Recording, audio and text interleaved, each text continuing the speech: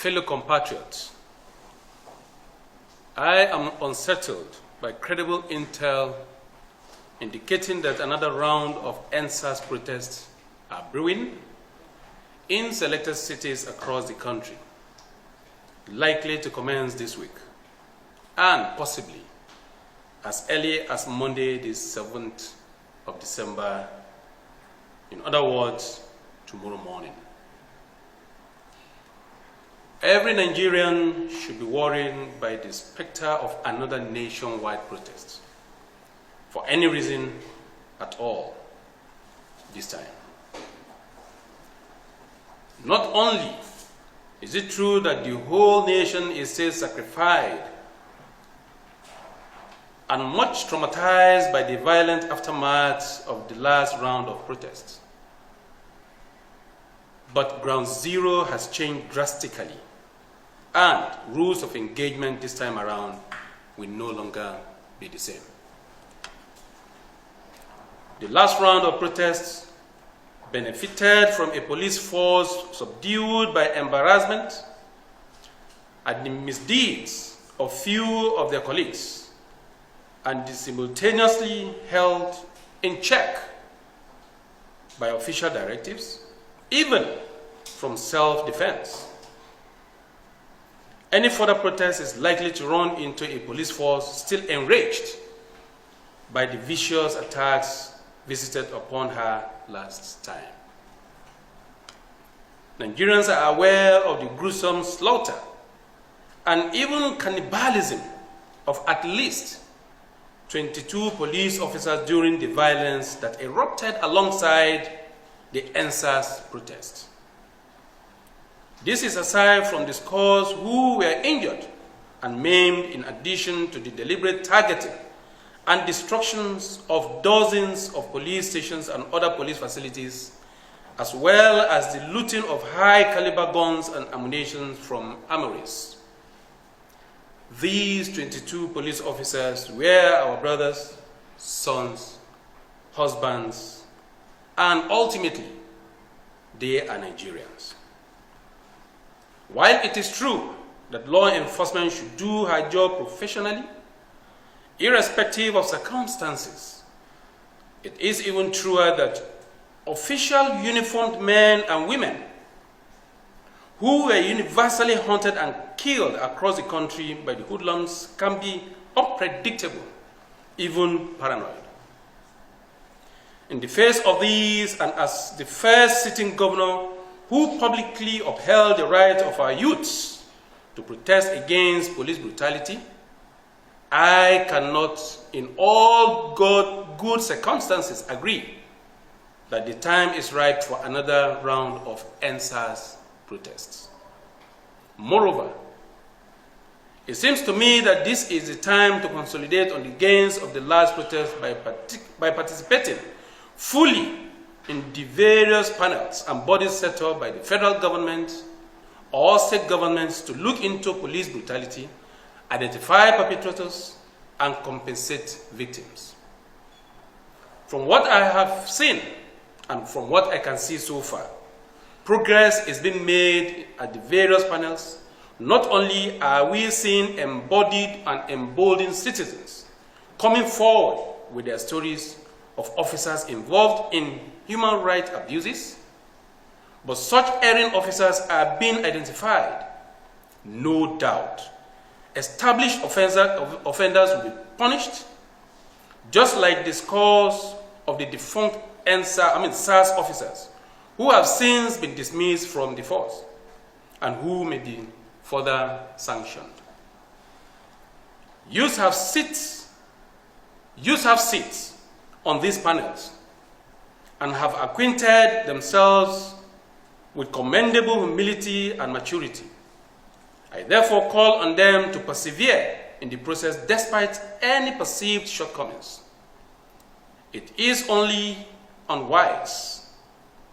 Hunters who does not make time to roast or otherwise prepare what he took in hunting for consumption or commerce. I deemed another round of NSAS protests to be premature and counterproductive at this time, apart from the higher likelihood of conflict with the police earlier canvassed, we must also admit that the security situation in the country is very precarious at the moment. All patriots must therefore make conscious efforts not to degrade a perilous security situation further. Nationwide protests at this time will only overburden the load-bearing capabilities of our security architecture, increasingly the likelihood of total collapse. No matter the narrative, I doubt that out-of-control anarchy is an objective of the NSAS protest. It is also true that we live in an economy that is bleeding badly right now. Traditional responses to COVID-19 has hurt not just Nigeria, but all other countries of the world. Many have fallen into recession. To worsen matter, the United Nations Development Program, UNDP, predicted 3 days ago that the pandemic could push the number of people living in extreme poverty to over 1 billion by 2030. Thank God they are owning up to my earlier predictions, warning and caution. Nigeria's earning and foreign exchange situation is too fragile as we speak to resist situation and protest any longer. Another nationwide protest will worsen the multidimensional poverty indices all over the country and work greater hardship on the ordinary Nigerians we claim to be advocating for. There are also socio-cultural implications. Nigerians tend to travel a lot during the Christmas days. Statistics shows that traveling this period is not only for pleasure, as widely supposed. For many of our people, this is the only time in the year when they can attend to pressing life responsibilities like marriages, hospital appointments, funerals of loved ones, and even community improvement events. As a governor, I am aware hundreds of such events will happen in towns, big and small, in my state and beyond.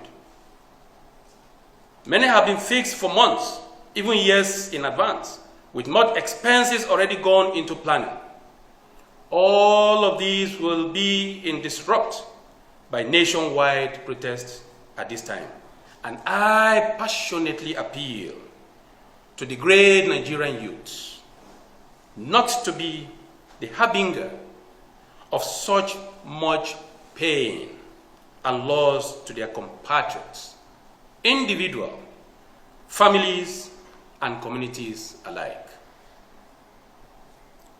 Then, of course, we have socio-political reasons to tread carefully. We have the example of countries which have gone the path of chaotic social change, only to collapse as proof that action and caution are Siamese twins in the journey of all successful revolutions. Social justice is always going to be within a social context. In other words, we need to have a country to even protest for, a better one at all. Social change, like fire, must never be allowed to get out of control, or it will consume the very building it was ignited to warm in the first place, along with the occupants. In public protest, no variable is 100% guaranteed. Every protest can be hijacked.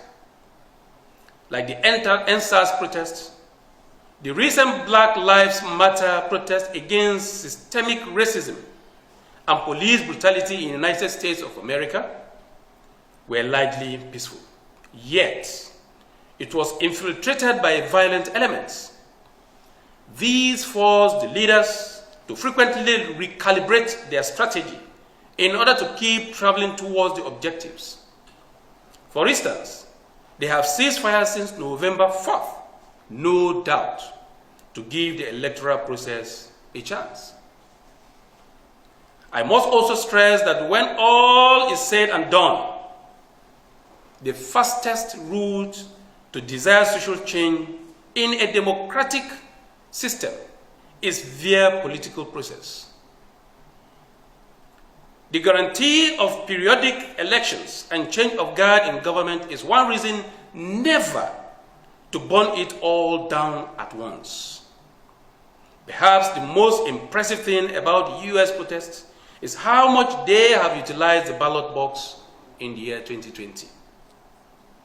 In 2016, about 135 million Americans voted in the presidential elections. In 2020, they are on course to overtake the 180 million mark. Majority of new voters are youth protesters. And mobilizing is very, very key. Currently, Black Lives Matter is actively participating and setting agenda in the Joe Biden's transition program because their role in his support cannot be denied. NSAS can do likewise, or even better. Pressure groups take political power when the pressure has built up to the point that they can no longer be refused or ignored. My administration has recently capitulated to the growing powers and participation of women in state politics by ceding all the 21 deputy chairmanship positions in all of our local government councils to them, along with the 21 council speakership positions. Nothing stops NSAS from achieving similar accommodation with our political parties. The good thing about a democracy is that if leaders push citizens to bring through a consistent pattern of substandard governance, citizens can always wait for the next election period to make a change.